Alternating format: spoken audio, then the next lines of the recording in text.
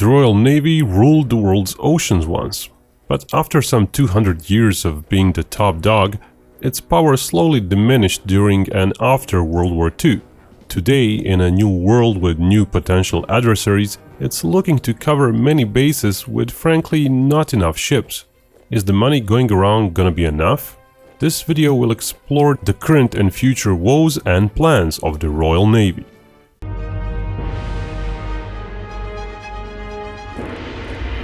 Out of the three services, the Navy may be the most important one for Britain going into the next decade or so. The Army hasn't been that important for UK for a long time now, ever since the Soviet Union fell apart. Russia isn't nearly as much of a threat conventionally as the Soviets were. The Air Force is always an important piece of the war puzzle, but the Navy has two large aircraft carriers and a third of the British planes may be operated from the carriers. So ultimately, that big part of the Royal Air Force may in fact serve the missions put before the Royal Navy. Ships and weapons are all nice and all, but the underlying resource that impacts everything from numbers to technology to training is money. In June of 2022, the British government, led by Boris Johnson, announced the UK would increase defence spending to 2.5% of the GDP by 2030. Adding a total of £55 billion to defence spending by the same year. But as plans change, that particular plan changed as well. A new government came in and the British economy continues to be on the rocks as inflation still persists. So the new government came up with this. Within the 2023 spring budget, they announced £2.5 billion of additional funding for 2023 and the same sum for 2024 budget. Plus another $2 billion for each year until 2027. But what does that really mean? Compared to 2021, the 2024 budget plan calls for £5.8 billion more nominally, but due to inflation, the spring budget plan itself says actual real increase will be just £1.1 billion, and that's over a course of 3 years. Right now, the UK is spending 2.3% of its GDP on defense, but that includes all the military help to Ukraine as well. The new British government hopes the UK will be able to increase spending to 2.5% of the GDP in the long run, but has so far not set a firm goal. When might that be? Another review of long-term defense spending is planned to come after 2025. The 2021 defense budget was almost £46 billion. In 2022 that rose to almost £50 billion. In 2023, plans are to get to almost £51 billion, but the UK Ministry of Defence also provided the same sums tied to 2022 value of the British pound.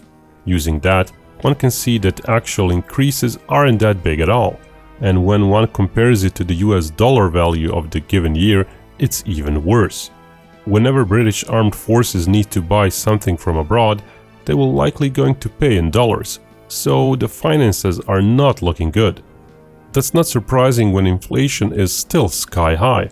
After 2 years of 2% inflation, 2022 inflation rose quickly, so much that the average inflation for the whole year was 9%. And it's not subsiding by much. The first quarter of 2023 inflation is still at little over 10%.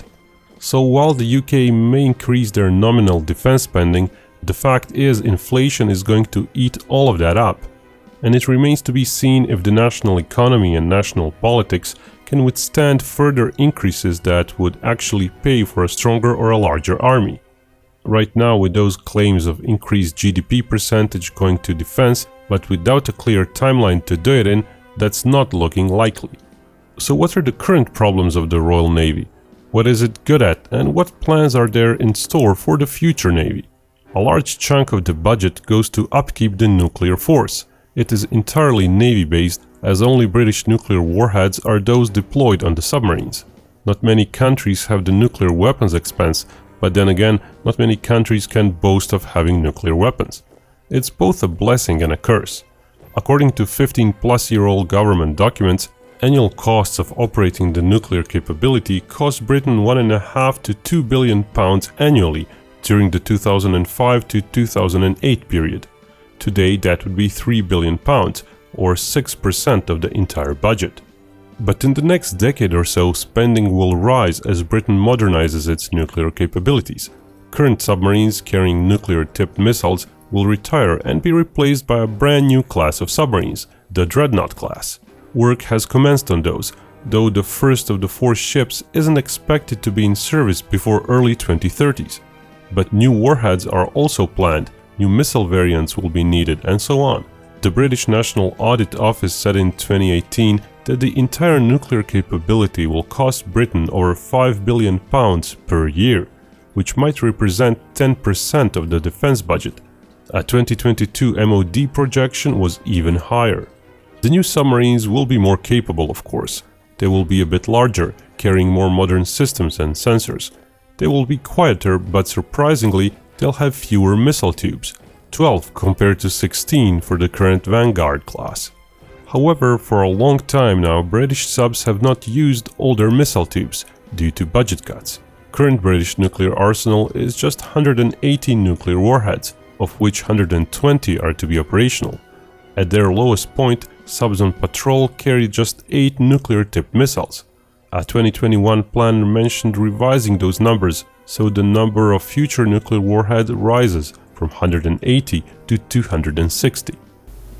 The UK's 2 aircraft carriers are potent on paper, being the biggest British combat ships ever made, but the Navy is taking its sweet time to actually populate their air wings.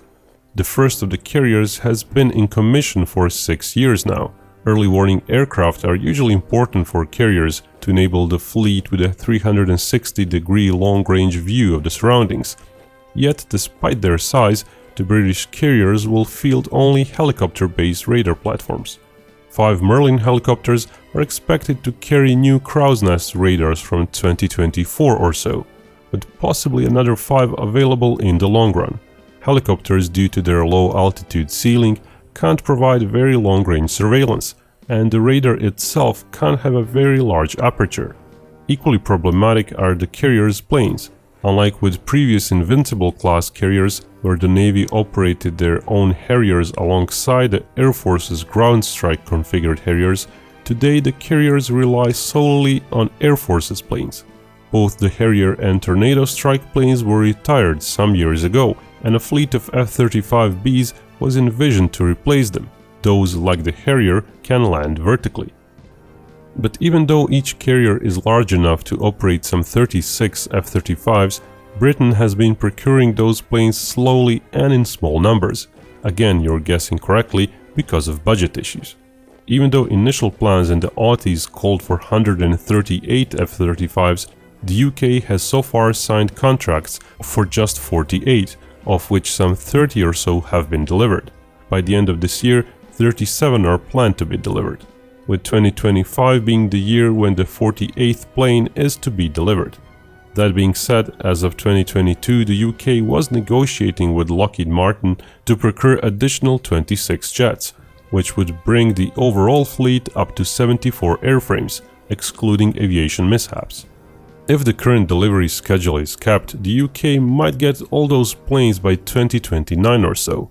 With such a fleet, when maintenance is considered, some 60 planes might be available at any time.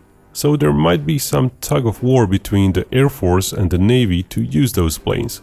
It's possible that the Navy would not really get to operate more than 24 or so on one carrier, but in all likelihood, the plan is never to surge both carriers to action at the same time, but to have one carrier deployed, then replaced by the other, with the available planes rotating onto whichever carrier is deployed. Further F-35 buys are not excluded, of course, but that's really far too into the future to guess. And it also depends on how the British 6th generation fighter program will progress. Recently, the Royal Navy commissioned a study on the feasibility of adding catapults for launching unmanned aerial vehicles to their carriers. If that materializes, it would be a future additional capability, so not much is known about it. But it shows the Navy is trying to broaden the scope of their carriers' capabilities, aware of the ever-increasing role of drones in future warfare. The Navy recently had some setbacks with their second carrier, the Prince of Wales. First, it had a flooding incident in 2020, just a year after it was commissioned. That required months of repair work. Then in 2022, its propeller shaft broke down. That too required repairs, though the ship is planned to return to service this summer. While it's true some parts from Prince of Wales were donated for maintenance of the Britain's other remaining carrier, the Queen Elizabeth, the media blew that piece of news out of proportion. Both ships will be in service fairly shortly. That being said, many other issues do remain in today's Royal Navy.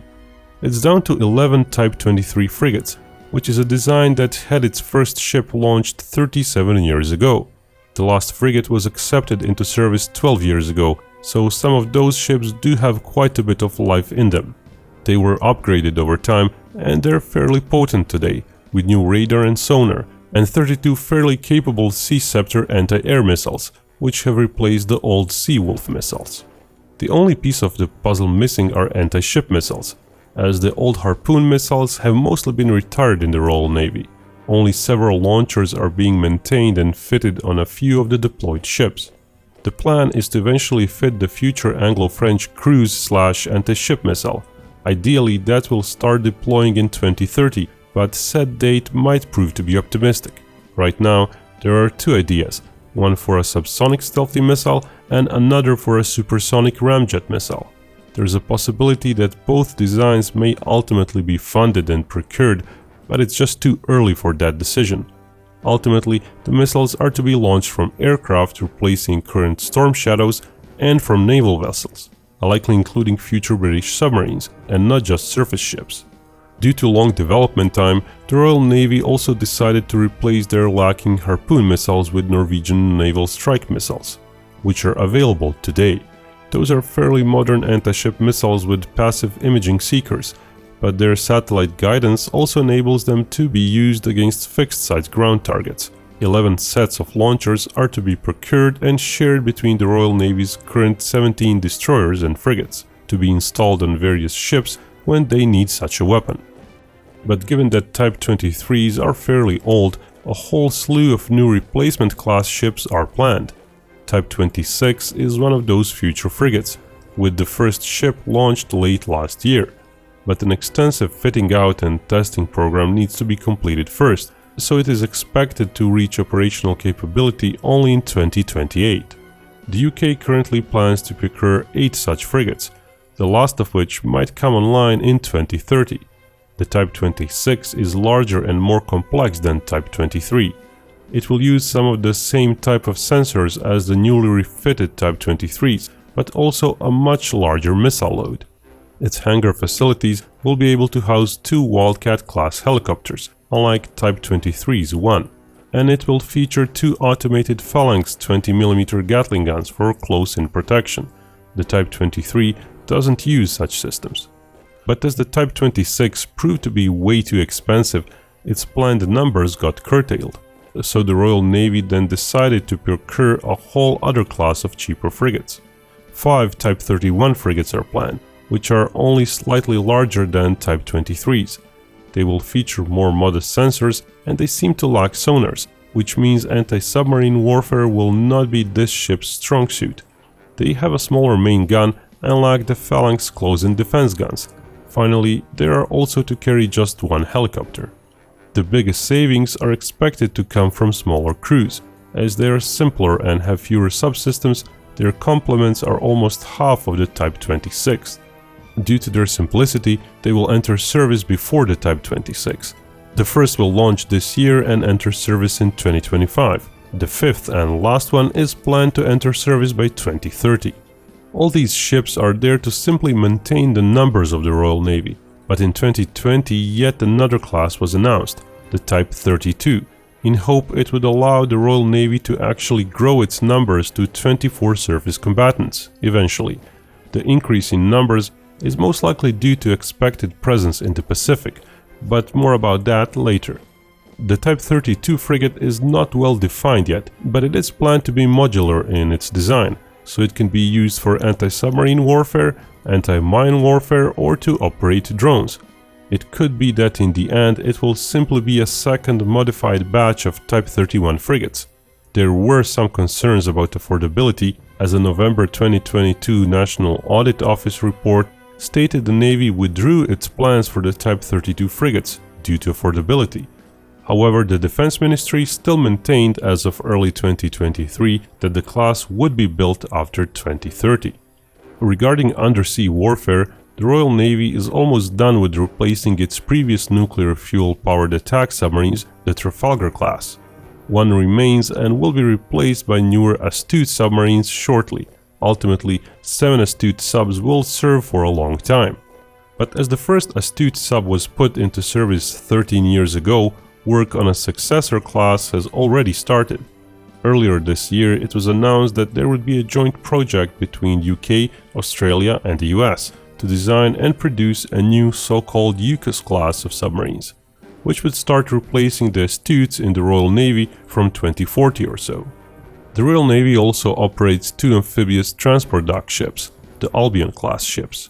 Those are now approaching 20 years of age. As opposed landings are not planned to be the Navy's strong suit, the fairly low capability of the fleet is not regarded as an issue. The UK sold its only landing platform helicopter ship, HMS Ocean, to Brazil in 2017, after 19 years of service.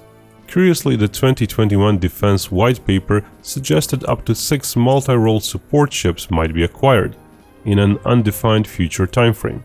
Those would serve to facilitate landing craft and would be able to launch several helicopters at once. The wording seems to indicate platforms which could also serve as helicopter carriers.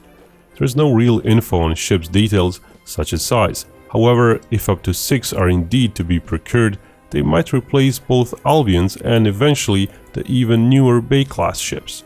Royal Fleet Auxiliary operates 3 such Bay-class dock landing ships. They're a bit smaller than the Albions, but still capable enough. During downsizing, one ship was sold to Australia in 2011. As all ships are still fairly new, no replacement is yet considered. While the new multi-role support ship may replace them after 2030s, the same November 2022 National Audit Report that put a question mark over Type 32 frigates also said the Navy Command withdrew plans for the multi-role support ships as well, stating that costs are likely to be significantly higher than planned. Perhaps the most important surface combatants are 6 Type 45 destroyers. These were put into service from 2009 to 2013 and are still quite modern and capable. Their sensors will get modernized and they are soon to gain ballistic missile defense capability. Missiles too will be upgraded, but perhaps the highest profile modernization effort is adding self-defense Sea Scepter missiles to the ship's armament. 24 VLS cells for Sea Scepters will be added in front of the existing larger 48 Sea Viper missiles. Essentially, it's thought the smaller Aster 15 missile might not even be used anymore, with the Sea Scepter taking its place. The first ship is expected to finish upgrades in 2026, while the last one might be done by 2032. The long-term replacement of the Type 45 is also planned. In the late 2030s, first of the future Type 83 destroyers may get built. And nothing is known about those ships apart from the fact the ship will be designed to address the threat of hypersonic missiles. But let's talk about how and where all those ships might be used. The Royal Navy is in the process of changing its strategic focus from the North Atlantic, where it was once supposed to keep Russia in check, to the West Pacific, where it's increasing patrols of its ships, including aircraft carriers. 2 small patrol vessels will be based in the Indo-Pacific for the next 5 years. While larger combat ships would be more potent, they would be more expensive to upkeep so far from home. But it's all about the intention of presence. Once the Royal Navy is more present in the Pacific, with bases and infrastructure to support it, it can easily send larger ships in the future. The famous UCAS deal between Australia, UK and US was done first and foremost because of access to Australia for basing purposes. Indeed, current plans call for one of UK's Astute submarines on rotation at all times, based in Western Australia. Of course, the UCAS may very well also become a basis for a new NATO-like pact, focused on China. The future Royal Navy, with its nuke subs, 2 large carriers and 20 or so surface combatants, may present a more significant addition to such a pact than what the Royal Air Force could add, especially once the carrier-capable planes are excluded. If operating in a Pacific War, the British fleet might be integrated into a broader US-led command, with one carrier on station, protected by several Type 45 destroyers and Type 26 frigates, while Type 31 and 32s might be used in the rear to secure approaches to certain bases and locations. Japan's F-35Bs might also operate from the British carrier someday, if the war efforts demand it. Interoperability requirements between US allies are likely very much sought after. The Royal Navy has its issues, and it will be an uphill battle to fund it properly so its fleet numbers increase. But maybe that's not the point. The US and Japan are likely to do the heavy lifting. The UK as well as Australia are there to beef up their numbers, and they're there to present a broader unified coalition. In that regard, it may not be so important for the Royal Navy to be hugely capable, as it is to pull its weight around. For defending the Atlantic, its forces are and will be quite potent, but for the Pacific, it's gonna be a brand new game, one that will likely see the Royal Navy possibly faced with numerous Chinese forces.